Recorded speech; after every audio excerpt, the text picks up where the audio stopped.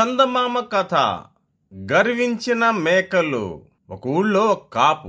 ఆ కాపు దగ్గర చాలా మేకలున్నాయి. ఆ మేకలతో పాటు కొన్ని గొర్రెలు కూడా ఉండేవి. ఆ మేకలని గొర్రెలని శ్రద్ధతోనూ ప్రేమతోనూ కాపాడుతున్నాడు కాపు. ప్రతిరోజు వాటన్నిటినీ ఒకేసారి మేతకు తోలేవాడు. తలలు పైకెత్తి పెట్టుకొని బహుదర్జాగా సాగిపోయేవి మేకలన్నీ.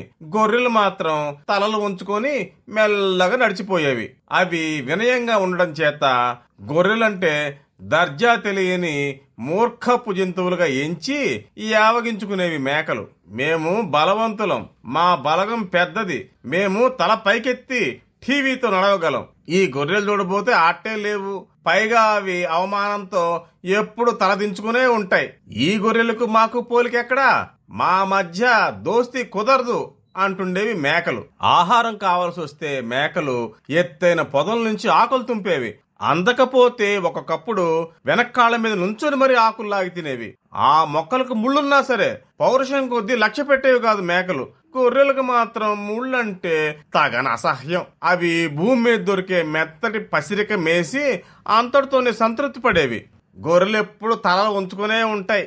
ఎప్పుడు పచ్చిగడ్డి మాత్రమే పెరుక్కు తింటూ ఉంటాయి. మేము ఎంత ఎత్తునున్నదైనా సరే అందుకొని తినగలం, గొర్రెల కంటే మేమే గొప్పవాళ్ళం అని బడాయి కొట్టేవి మేకలు. ఒక రోజున కాపు గొర్రెలకుండే ఉన్నంతా కత్తిరించేశాడు. పాపం అవి చాలా వికారంగా తయారయ్యాయి. ఇది చూసి మేకలు వాటిని మరీ అసహించుకున్నాయి. మా బొచ్చును ఎవరూ తాకరు, గొర్రెల వంటి మూర్ఖ జంతువులు మాత్రమే తమ బొచ్చును పోగొట్టుకుంటాయి, గొర్రెల కంటే మేమే ఎంత హెచ్చు అన్నాయి మేకలు. ఇట్లా ఉంటుండగా కాపును చూడ్డానికి ఒకనాడు కసాయవాడు వచ్చాడు. నీ దగ్గర మంచి గొర్రెలున్నాయి కదా, వాటిని నేను కొనుక్కుంటాను అన్నాడు కసాయవాడు. వాటిని ఇవ్వడానికి వీల్లేదు, వాటిని నేను ఎన్నటికీ అమ్మను.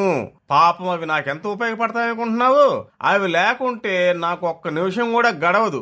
అయినా వాటి ఉన్ని నమ్ముకొని మేము జీవనం గడుపుతున్నామాయే, అదే మాకు వ్యవసాయం. కనుక గొర్రెల గురించి నువ్వు ఎలాంటి ఆశ పెట్టుకోవద్దు అని ఖచ్చితంగా చెప్పేశాడు కాపు. పోని మేకల్ని ఇస్తావా అని అడిగాడు కసాయివాడు. అట్లా నే కొనుక్కుపో అని అంగీకారం తెలిపాడు కాపు. కసాయివాడు అడిగినంత డబ్బు కాపుకు చెల్లించి మేకలను తోలుకుపోయాడు. అమాయకపు గొర్రెలు అట్లానే హాయిగా కాలక్షేపం చేస్తూ యజమాని దొడ్లో చిరకాలం ఉంటూ ఉన్నాయి. మిడిసిపడి కోతలు కోసే మేకల్ని కసుక్కన పేక్కోసి పారేశాడు కసాయివాడు.